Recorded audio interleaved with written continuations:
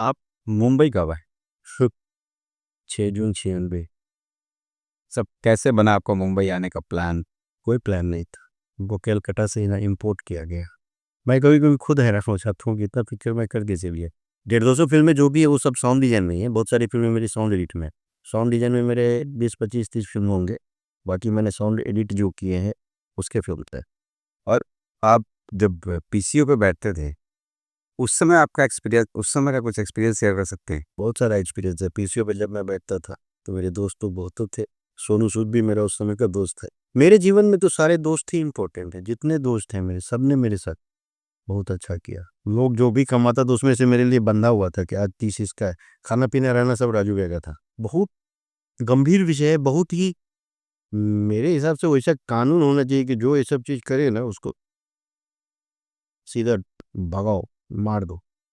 विवाह के समय में मैं साउंड एडिटर ही था। 5 7 फिल्म मेरा एक साथ में चल रहा था। पार्टनर, नक्शा, विवाह, चिंगारी में भी, ऐसे सब फिल्में सब चल रहे थे साथ में।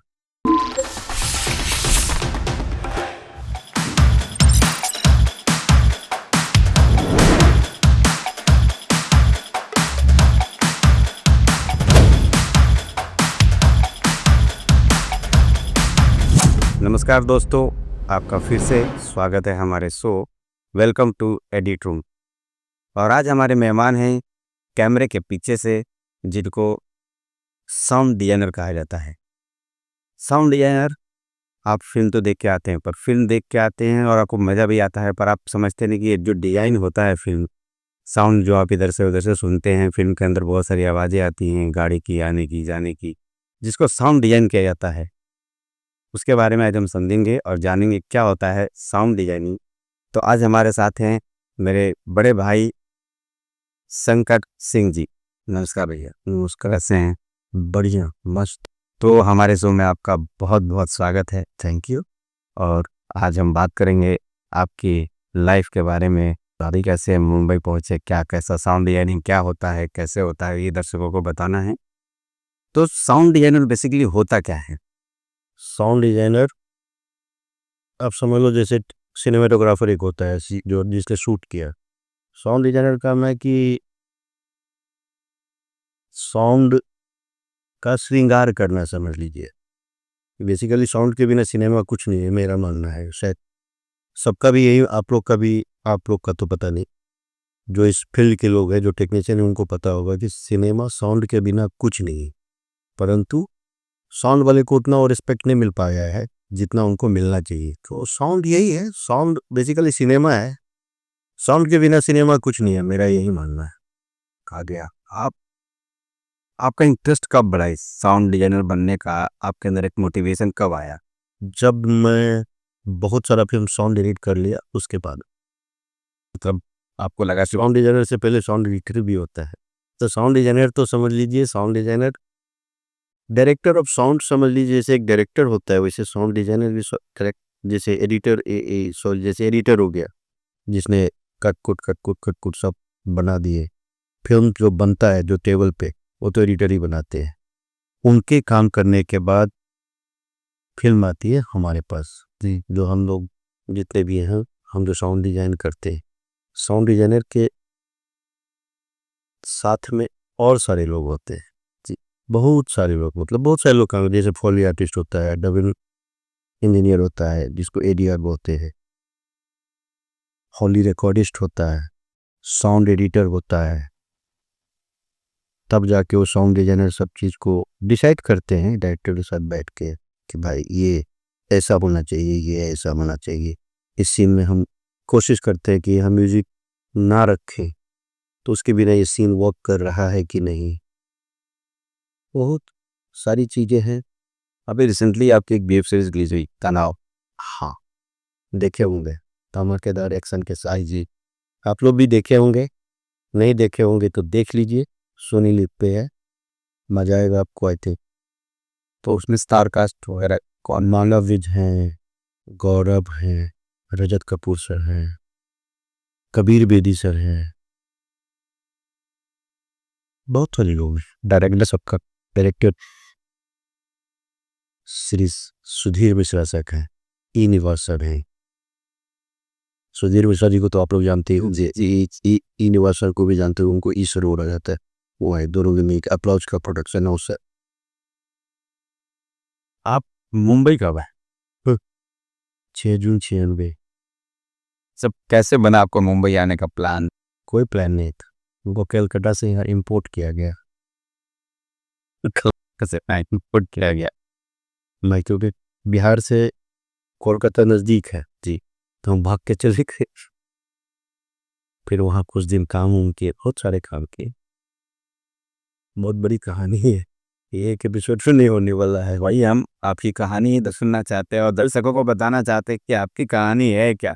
ये एपिसोड में तो नहीं होगा, कोई हम इसको 2 एपिसोड बना देंगे। आप 15-20 एपिसोड बनाना बनेगा, तब जाके ये बनेगा। कोई नहीं, जो एक मतलब जर्नी होती है ना छोटी मोटी, मतलब जो जानना है हमारे ऑडियंस को कि क्या होता है, कैसे कितनी मेहनत है दाऊ को हर चीज़ को मेहनत करते करते एक मुकाम तक पहुंचने में, तो मैं वही जानना चाहता हूँ कि बिहार से कलकत्ता, कलकत्ता से बॉम्बे आप पहुंचे, तो ये क्या जर्नी रही आपकी बॉम्बे तक की? देखिए, जब मैं बॉम्बे भी आया था तो मेरा कोई लक्ष्य था नहीं जी। मुझे कुछ नहीं पता था मैं क्या करने हैं, क्या कर रहा हूँ। जो भी काम मिलते गया मैं करता गया। कभी मैं पीछे बूथ पे बैठता था, हाँ, 4 आना गिनते रहता था। उस समय मैं समझ लो बहुत सारे प्रोडक्शन हाउस भी होंगे जहाँ मैं अपना फोटो शूट कर फोटो भी लेके जाता था, सर ये देख लो, ये देख लो। तो एज एक्टर आप हाँ, वो भी मन था कि मैं एक्टिंग करूँ, किया भी था। मैंने एक शो थी तलाक क्यों करके, इसके 5 एपिसोड फिर एक्टिंग भी करी है, आई थिंक 2000 या 2001 में। डायरेक्टर मेरे थे अतीक शाह जी, और जो मेरे दूसरे जो मुझे कास्ट किए थे, जो डायरेक्टर के एसोसिएट थे, शायद वो मेरे को उतना ध्यान नहीं, प्रारब्ध श्रीवास्तव, मेरे बड़े भाई जैसे हैं जी। तो उन्होंने कास्ट किया था, तो कर दिया, वो लक्ष्य देखते कराते कर लिए, तो इंटरेस्ट बढ़ गया। फिर जाना आना शुरू हुआ। एक दिन क्या हुआ, बालाजी के ऑफिस के नीचे हुआ, तो मैं भगा दिया, मैंने भाई चल नहीं कर लिया एक्टिंग। बालाजी ने हेड पे छोड़ दिया आपने? फिर हम वहीं पीसीओ पे बैठते रहते थे। एक दिन एक सज्जन है जो मेरे गुरुजी हैं, करण सिंह नाम है उनका, उन्होंने बोला चल तेरे को आदमी बनाता हूँ। बोला ठीक है सही। तो अगले दिन मैं मेरे बॉस को बोला पीसीओ वाले को कि मैं जा रहा हूँ आदमी बनने। बोला आदमी तो है। नहीं, फिर मैं साउंड इंजीनियर बनूँ। अच्छा, तो वो बोलते अरे तू कहाँ साउंड इंजीनियर बनने जा रहा है, तो मेरे स्टूडियो में लग जा। उनका स्टूडियो तो रहता, उनका स्कॉन के कुछ थे वो जी, प्रेसिडेंट या कुछ, तो स्कॉन का एक स्टूडियो था। बोले कि वहाँ चला जा तू मेरे यहाँ, क्योंकि वो हमको छोड़ना नहीं चाहते थे। और मैं सोचा कि 2 नाव पे बैठ के तो भाई 2 चीज़ नहीं, एक चीज़ नहीं हो सही थी। मैं बोला नहीं, नहीं करना है, छोड़ा। जिस दिन मैं पहले दिन गया साउंड सीखने, उस दिन राज पिक्चर रिलीज हुई थी, 1 फरवरी 2002। तो फिर तक आपको डेट याद है? ये फरवरी 2000। और फिर मैं गया वहाँ, तो मेरे एक सीनियर से जो करण भैया थे, उनके जो असिस्टेंट थे, अरूप दे नाम था, उनको बोला कि आया साउंड सीखने, तो ले गए। उनको बोलती ये मोनो केबल, ये फोन है, ये माइक है, ये केबल लपेटो, ये करो। दोपहर होते होते पक गया, मैं काम फंस गया यार, कितना अच्छा वो था। तो फिर चेक करो पैसा 2000 से फिर करते गए 5-6 महीना लगभग वहाँ किए। फिर उन्होंने वो स्टूडियो छोड़ दिया, करण सिंह जी ने, वो अपना स्टूडियो बनाए। ये अपना, आपको पता होगा, ये लोकल वाला है, करीब 4 मार्ग है वहाँ पे। तो 1-2 महीना जब वो स्टूडियो बना, तो वहाँ पानी पटाना ये करता, क्योंकि हम फ्री रहना पसंद करते हैं, हमको किसी का दबाव में हम कुछ नहीं कर सकते। जैसे आप ही का मैं पिक्चर कर रहा हूँ ना, आप बंदूक लेके खड़ो रहे हो, बोलोगे कि ये करना है, मैं बोलो नहीं हो, आप जाओ, मैं करके बताता हूँ। तभी मजा भी आता। साउंड डिजाइनिंग का मतलब ही कि फ्री माइंड आदमी क्या करना चाहता है वो बड़ा टफ है भाई साहब। आप अगले कमरे में बैठ के, आप क्या रहता है हमारे पास, क्या आता है, एक विजुअल आता है। आप कभी आइए हमारे स्टूडियो में, आपको हम बताएंगे कि कैसे हम क्या बनाते हैं। लोगों को तो पता होगा, बस एक्टर आया तो डांस किया, गाना गाया। तो हमारा शो वही हो गया कि क्या है, हम 4 लोग को देख के हमें लगता है कि बस इन्होंने ही फिल्म बनाई। नहीं, 4 नहीं, मतलब समझ लीजिए, मुझे लगता है कम से कम 4000 लोग तो एक सिनेमा में एक फिल्म बनने में तो होते ही होंगे जी।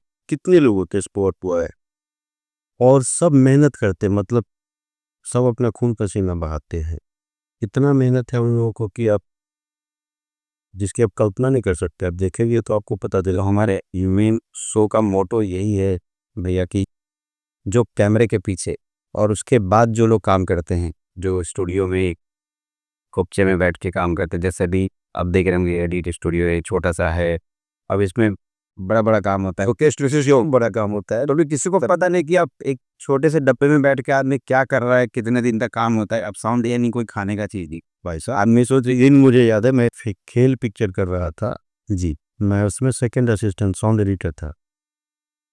तो साउंड डिजाइन में मैं घुसा ही था, मेरी फर्स्ट फिल्म थी। तो उस फिल्म में मैं 3 महीने घर ही नहीं आया। स्टूडियो से अब घर ही नहीं है। बीरा देसाई से मारा, मैं घर नहीं पहुंचा। आते थे, कभी नहाए आए, निकल लिए। 3 महीना कंटिन्यू वहीं बैठा रहा, वहीं सोता था सोफा पे, साइड पे सोफा था, वो सो गए। सुबह उठ देखा, कितने दिन तो ब्रश तक नहीं किया। समय ही नहीं होता था कि कब डायरेक्टर आ जाए, कब कौन हो जाए, पता नहीं। यही जो है लोगों को पता नहीं है कि कोई भी चीज़ आप साउंड डिजाइनिंग आप जाते हैं फिल्म में, हम लोग चलते जाते हैं फिल्म देख लेते हैं, अच्छा इधर से चिड़िया की आवाज़ आ रही है, इधर से तोते की आवाज़ आ रही है, इधर से ये आवाज़ आ रही है, उधर से वो आवाज़ आ रही है। पर लोगों को पता नहीं ये जो आवाज़ आती है और कहाँ लगाना है, कैसे लगाना है, इसको कैसे डिजाइन करना है, वो आप करते हैं। तो मेन मुद्दा वही कि लोगों को पता होना चाहिए कि ये काम करने वाले ये हैं, इसका एक अलग डिपार्टमेंट होता है, जो लोगों को पता ही नहीं है कि हाँ डिपार्टमेंट भी कुछ है, कि ये सब काम भी होता है। लोगों को लगता है बस एक बैकग्राउंड बजा दिया या हारमोनियम बजा दिया, ढोलक बजा दिया, फिल्म बन गया, ऐसा नहीं है।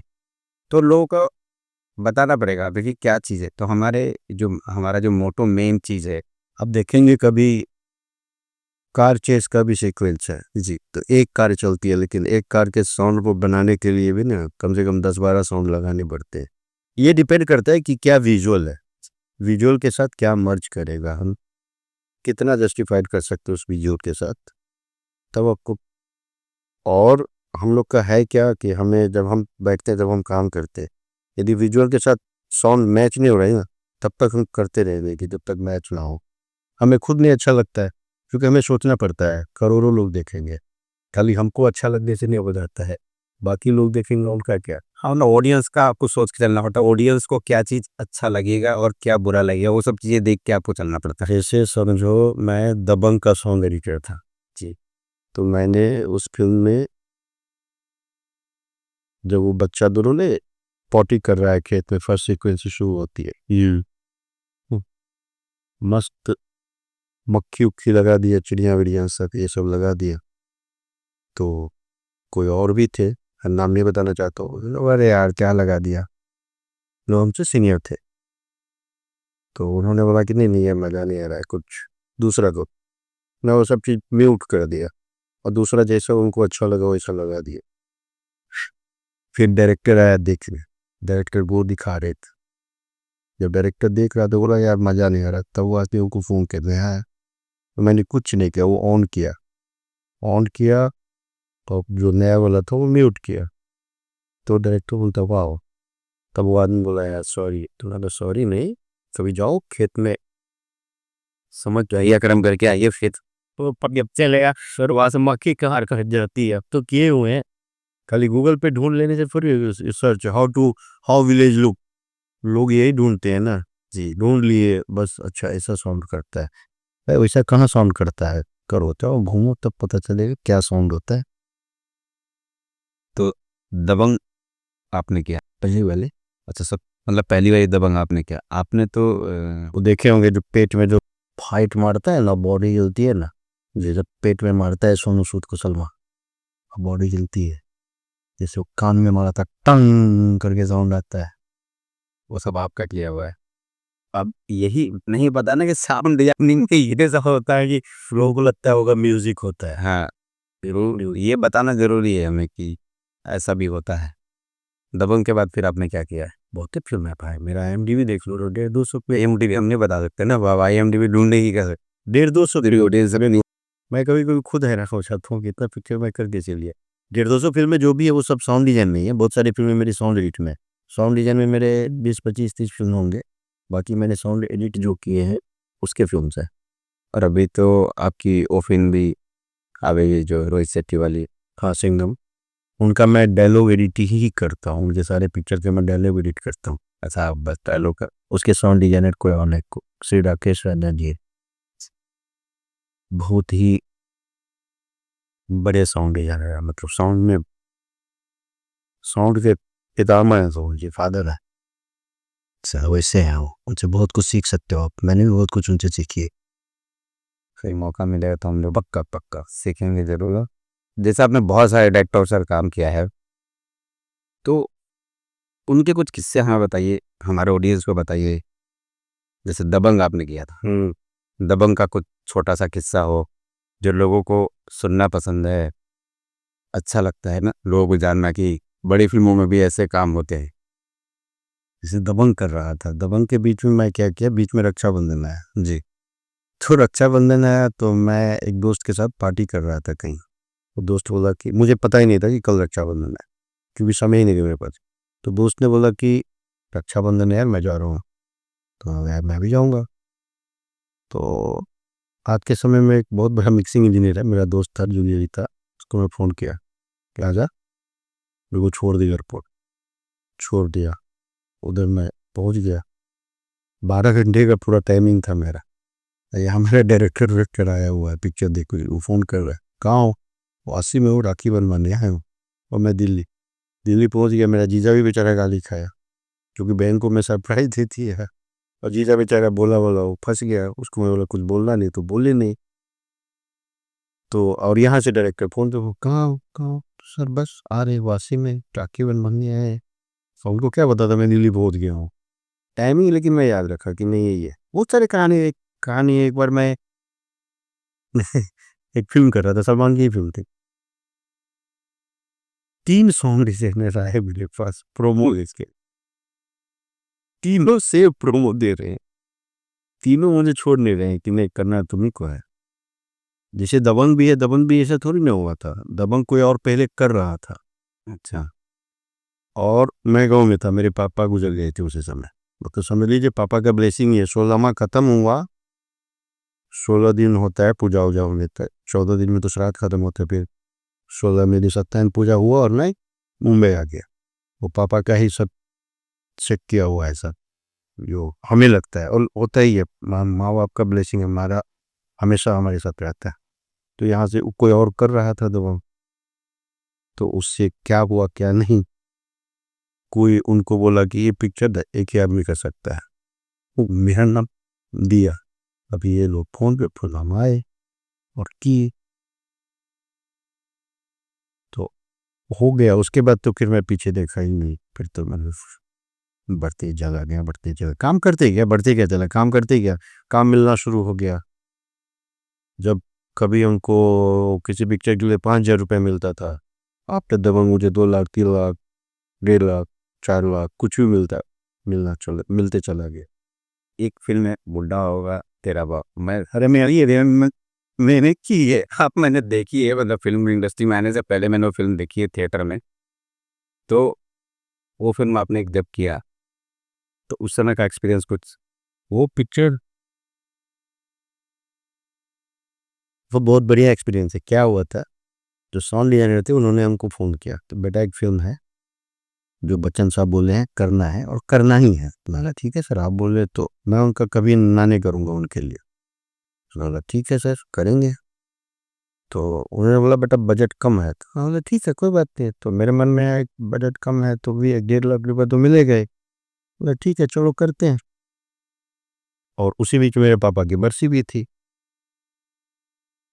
और मैं नया नया घर शिफ्ट किया था। मैं मतलब छोटे घर से बड़े घर में आया था, नौकरी भी छोड़ दिया था, बोला नहीं कर रही नौकरी, है बहुत हो गया। तो एक दोस्त को बोला कि भाई देख ये फिल्म है करना है, बजट कम है, मैं इतना तो करके चला जाऊंगा क्योंकि मैं क्या जाना ही है, पापा की बरसी है। तो बोला ठीक है भाई कर लेंगे। तो उसको कुछ बोला कि ये पैसे देंगे, तो बोला हाँ ठीक है, 35-40,000। तो बोला हाँ ठीक है। तो वो जब मैं चला गया, फिर मैं जब पापा का बरसी उसी ख़त्म होके जब मैं आ गया, तो फिर जो भी फाइन ट्यून करना तो वो सब किए। फिर हम जाके गए दिखाने, और जब पिक्चर देख लिए तो हमको बोले बेटा बजट तो इसका कम है, मैं इनको 5.5 बोल रहा हूँ, ये लोग 4.5 दे जो। मैं बोला वाह, अब तो अच्छा है, अब तो मैं और नीचे काम ही नहीं करूँगा, अब तो 1 साल का मेरा जुगाड़ हो गया। 1 साल का जुगाड़, अब मैं और नीचे इससे कम पैसे में काम ही नहीं करूँगा। दिग्वांशु सर के साथ भी मस्त है, वो तो कहानी है। उस सर के साथ कुछ कहानी बताई ना, किसके साथ? तिग्मांशु सर के साथ? एक बार प्रकाश झा जी के साथ भी है। मैं कुछ भी देना होगा, जवाब देना। चक्रव्यूह या कुंज फिल्म, तो उसमें एक लड़की ना पेड़ से लटकी हुई है, वो वाला फिल्म था। राजनीति नहीं, राजनीति तो मैं किया ही नहीं, राजनीति के बाद मेरी एंट्री हुई है, आरक्षण से मेरी एंट्री हुई थी उस कैंप में। तो फिल्म का आई थिंक चक्रव्यूह ही था शायद। तो मैं बोलो देना, पिक्चर देख रहा हूँ, काम कर रहा हूँ, चिल्ला रहा हूँ, देना होगा देना, और बात का जवाब देना होगा। पीछे भाई चालो, पीछे से देख लो, चाटा पड़ा, टपली पड़ी, घूम के देख रहा हूँ। आप क्या फिर देख आज पे कह रहे देना होगा देना हो, तो आईडी का पीछे से चाटा पड़ा। मैं चुप, मैं तो ये क्या हो गया, कहाँ से आ गए पता भी नहीं। आप जब पीसीओ पे बैठते थे, उस समय आपका एक्सपीरियंस, उस समय का कुछ एक्सपीरियंस शेयर कर सकते हैं? बहुत सारा एक्सपीरियंस है पीसीओ पे। जब मैं बैठता था तो मेरे दोस्त तो बहुत थे। सोनू सूद भी मेरा उस समय का दोस्त है। अच्छा। सब मस्त लोखंड वाला में घूमते थे। बहुत सारी चीजें क्या बताऊं मुझे। तो बताना, नहीं सकता मैं बताऊं क्या होता है, बताना नहीं पड़ेगा, इसलिए तो आपसे पूछा जा रहा है। जब मैं साउंड सीख रहा था ना, तब मेरे गांव के बहुत सारे लोग यहाँ रहते हैं। मेरे पापा को भूलते थे कि अरे आपका बेटा तो बस दारू उरू पीता है, कुछ नहीं करता है, क्योंकि मैं पैसा वैसा देता नहीं था उनको। उनको लगता सही बोल रहा है। पर जब वो आए, जब वो दीदी से मिले, उसके बाद जब गाँव में गए, गाँव में कोई बोल दो चला तुम लोग झूठ बोलते हो, मेरा बेटा ये है, मेरा बेटा वो है। तो यहाँ आया तो सीधा उदी जी से मिला दिया खाना, फोटो रखे हुए, तो उसके बाद इतना खुश हो गए कि कह नहीं सकते हैं वैसा। उसके बाद वो किसी को कुछ बोलने का मौका नहीं देते थे गाँव में। बहुत लोगों ने सपोर्ट किया भाई साहब, मतलब मेरे दोस्तों ने मुझे सपोर्ट किया। मेरे दोस्त लोग मुझे 30-30 रुपए रोज का देता था जब मैं साउंड सीखने जाता था, आने जाने के लिए। हाँ 30 रुपए में ही सब कुछ करना है। 30 रुपए में मुझे खाना खाना है। 9 रुपए का मैं खाना खाता था सैंडा क्रूज में, वो भी वो नहीं होता है जो रोड साइड में जो ठेला लगाते हैं वहाँ। 9 रुपए खाना खा लेता था। आई थिंक 4.5 9 रुपए बस का फेयर आता था, तो 18 हो गया। 1-2 पान खा लिया, 2-3 रुपए का शायद पान मिलता था, 4 रुपए का, पता नहीं, याद नहीं अभी। तो कभी कभी ऐसा भी होता था कि पूरे पैसे खत्म हो गए तो पैदल आते थे। फिर एक दोस्त है, मेरे बड़े भाई समान, राजीव निकम, जानते होंगे आप लोग जी, कॉमेडियन है, बढ़िया, बहुत बढ़िया लिखते हैं वो। उनको फ़ोन कर देते थे, भैया आ जाओ, मैं थक गया हूँ, नहीं चल पा रहा हूँ, तो बाइक करके वो पहुँचते थे। तब तक तो मुझे साउंड डिजाइन से पता भी नहीं था, तो मैं म्यूजिक इंजीनियर था, म्यूजिक रिकॉर्ड करता था। तो ये कौन से सन की बात है जब आप सीखते थे 2000, साउंड? वही 2002। 2002 में? दो समय बड़ा पाव की लगता है सस्ते गया था। 2-3 रुपए का था, 3 रुपए 4 रुपए का था शायद, खाते थे ना। उसके बिना तो बॉम्बे में जीवन ही नहीं।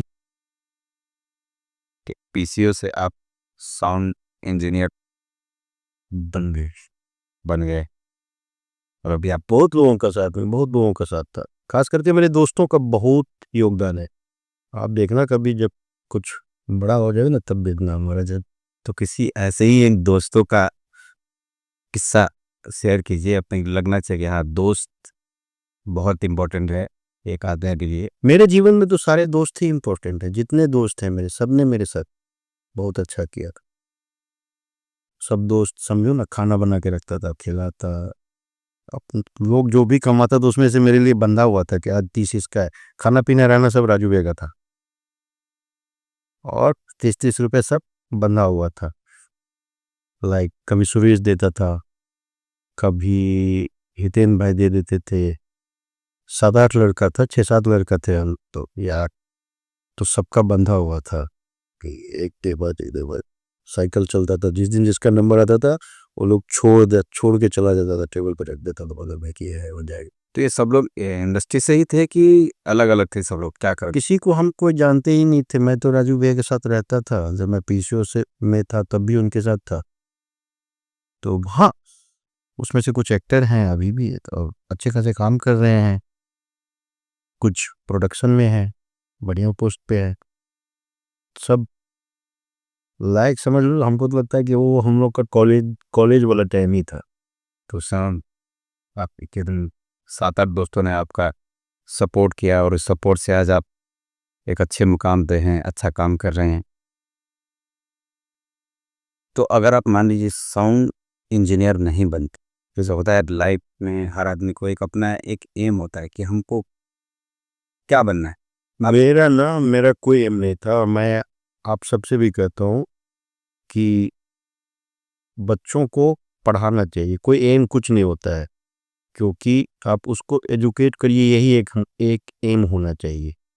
जो भी वो पढ़ता है उसको पढ़ाइए, बाद में तो कर लेगा वो। यदि हम उसको एजुकेट, मेरा तो कोई एम था ही नहीं, मुझे तो पता ही नहीं था ये सब चीज़ें है क्या। मुझे क्या पता, मैं आया था कि कुछ ना कुछ कमा लूंगा। मेरे गाँव के बहुत सारे लोग हैं। तो बस आपने लोगों को देखा कि मुंबई में जाके कमाना है और आप मुंबई में पहुंच गए। वो भी मैं पहुंचा भी नहीं, मुझे तो गाँव के लोग लेके भी नहीं आते। मैं बोलता, अरे मुझे ले चलो, मतलब मैं मेरे मदर टंग में मैथिली बोलते रहे, हम लोग लेने चल भाई मुंबई। बोलता है नहीं रे, तेरे को पता नहीं रे, उधर खाने को नहीं रे, उधर रहने को नहीं रे, तू कैसे रहेगा उधर, रोड पे अपन सुलाएगा क्या तेरे को, नहीं हो गए तू इधर ही रहना। तो क्या बोलता है यार ये लोग। हम लोग तो ऐसा हिंदी बोलते भी नहीं थे तब। आपके मदर टंग से मुझे याद आया, आपने एक मैथिली फिल्म भी की है, उसका एक्सपीरियंस आपसे हो गया? फिल्म का नाम ही मैथिली था जी। उसका एक्सपीरियंस बहुत बढ़िया। आप पिक्चर देखे होंगे शायद आपको। मुझे नहीं लग रहा है कि पब्लिक को नहीं लगेगा कि वो उस गांव में नहीं बैठे हैं। कल ही फिल्म कहाँ शूट हुआ है, क्या हुआ है, बट साउंड से आपको लग जाएगा कि नहीं, आप मिथिला में बैठे हुए। मतलब आपसे 10। पिक्चर का शुरुआत ही होता है तो उधर ना मिथिला में, गांव में, रोड में ना अष्टयाम होता है, काली दुर्गे राधे श्याम गौरी शंकर सीताराम ऐसा होता है। उसी से मैं शुरुआत ही किया था। तो उनका वाइफ ही चले हुए, जो डायरेक्टर था संतोष राधी, वो तो मतलब जब हो गया तो उसके तो समझ लो आंखें नम हो गए। तो लोग वाह, ये लग रहा है ना फिल्म हुआ। जबकि मैथिली इंडस्ट्री में पैसे भी नहीं है, कैसे कैसे वो फिल्म बनाए वो जानते हैं। तो हमसे जो हुआ हम किए। आपने सपोर्ट किया। हाँ, मैथिली मैं हमेशा मातृभाषा के लिए हमेशा खड़ा रहूंगा। अच्छी फिल्म बनेगी मैं करूंगा। मैथिली भोजपुरी भी किया हूँ, मराठी किया हूँ, कोंकणी फिल्म बहुत किया हूँ। तो आप मुंबई में आने के बाद हम्म। कुछ होता ना कि कुछ बैड सिचुएशन भी आते हैं लाइफ में, आपके साथ कभी ऐसा हुआ? मैं मुझे नहीं लगता, मेरा मानना है कि आप अच्छे हैं तो कोई बुरा नहीं है। आप मुंबई की जो बैड सिचुएशन की बात किए हैं, अब देखो, मतलब 28 साल हो गया, 96, हाँ 24 4 28 साल मुझे नहीं मिला। सोचो ना, लोग बोलते हैं कि अरे मुंबई में 11 महीने में घर खाली करवा देता है। जी। मैं मैं पता नहीं एग्जाम्पल बनूंगा कभी जाके।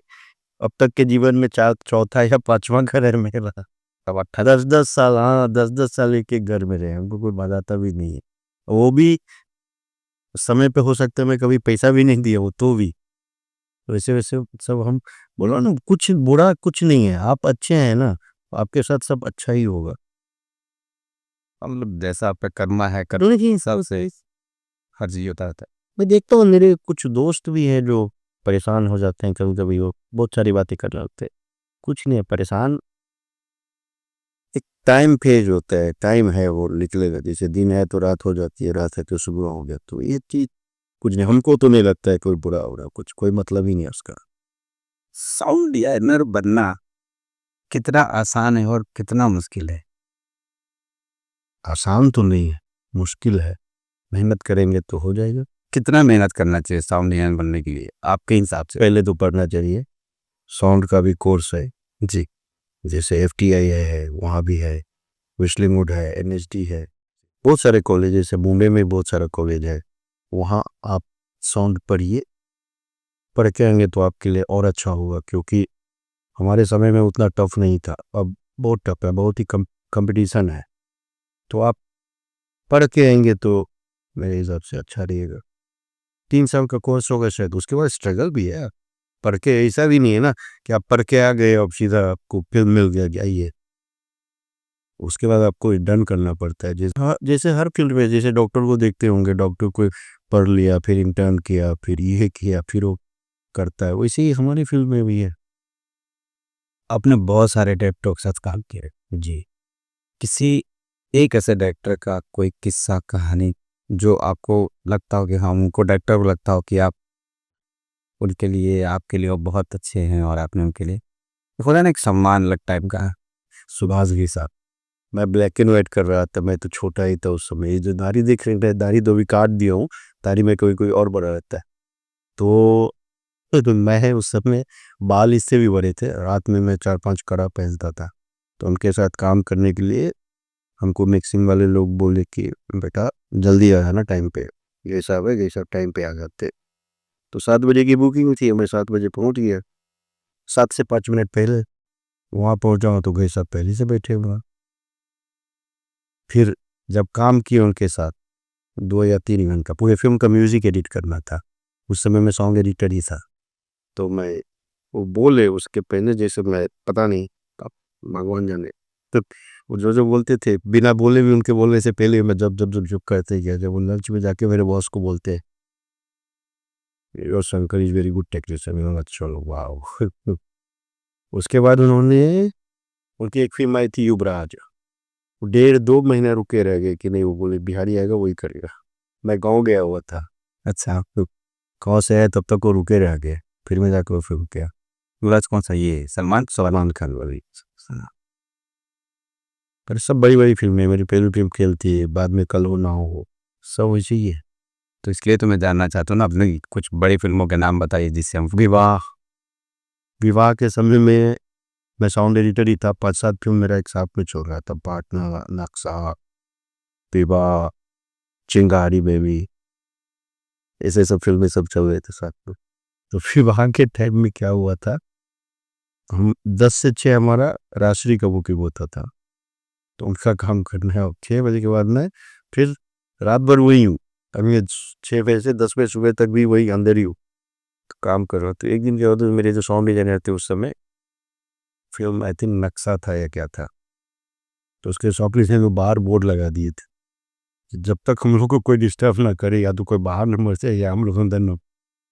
सूरज जी आए, सूरज जी बोर्ड देखे और फिर वो जो उनके विवाह का जो साउंड डिजाइनर था, उनको जाके बोले कि देखिए क्या हुआ है, देखे वो खुद है रखा, ये क्या है। अब वो फोन कर रहे हैं, हम अंदर सो रहे हैं। बोले जी अरे क्या ही है, बोले कुछ ऐसा वैसे ही लगाती है आहे। सूरज जी का मुंह देख रहे, सूरज जी मतलब इतने स्वीट बनने हैं वो लोग, पूरा राष्ट्रीय नहीं बहुत बढ़िया कंपनी है। तो आपने राजश्री के साथ भी हम यदि वहाँ लव यू मिस्टर कलाकार 3-4 पिक्चर किए। उसके बाद समय नहीं मिला या टाइमिंग नहीं बैठ पाया मैं कि भाई जी प्रकाश झा जी वो के जाते हुए परीक्षा तक किया, परीक्षा तो बहुत कुछ नहीं किया, टाइम भी मिला या मौका नहीं मिला, जो भी आगे क्या पता करेंगे, आगे क्या होगा, कल हो ना हो। कल हो ना हो तो हो। आ चुकी है, अब आगे कुछ नया आएगा।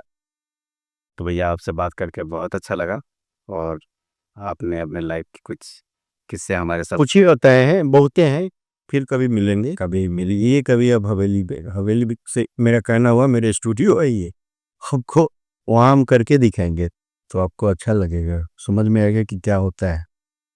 थैंक यू भैया। सिर्फ विजुअल रहेगा और नीचे से साउंड बनाएंगे कि ये विजुअल है, इसमें क्या क्या क्या क्या क्या क्या होता। थैंक यू आप सभी को, प्रणाम, जय श्री राम। थैंक यू दोस्तों, तो फिर मिलेंगे हम अपने नए मेहमान के साथ, जब तक के लिए सी यू, टेक केयर, बाय। मुझे अमिताभ बच्चन जी की बहुत बात अच्छी तरह से याद आ रही है कि वो उन्होंने कहा था कहानियाँ आपके इर्द गिर्द है, ढूंढिए आपको मिलेगी, आप उन पे सब्जेक्ट कीजिए। और कई कहानियाँ बनी भी है रियल लाइफ स्टोरीज पे जो बहुत सक्सेसफुल रही हैं, टी सीरीज के करीब 100 से ज़्यादा एल्बम्स की हैं। तो ये तो कहा भी जाता ना कि जो बम्बई का हो गया वो कहीं और का नहीं हो सकता। और जो कहते हैं ना इस लाइन में, काम किसी का नाम किसी का, अच्छा ऐसे अनगिनत है, बता नहीं सकते। अब छोटी स्टार के साथ अभी नई फिल्में बनाते, नए सब्जेक्ट को लेके बनाते, जैसे कश्मीर फाइल्स हो गई या केरला फाइल्स हो गई या मुंजिया हो गई या कंतारा हो गई। आपके सब्जेक्ट वैसे होते हैं तो लोगों को अपनी ओर खींचते हैं। इस लाइन में स्ट्रगल बहुत है। अगर आप सर्वाइव कर सकते हैं तो बिल्कुल आइए, ये दरवाजे सबके लिए नहीं है।